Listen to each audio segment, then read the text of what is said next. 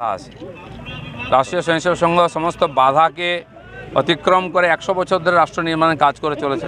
এইসব ছোটোখাটো বাধাতে কিছু হবে না। আদালত সংবিধানের উপর আমরা বিশ্বাস করি।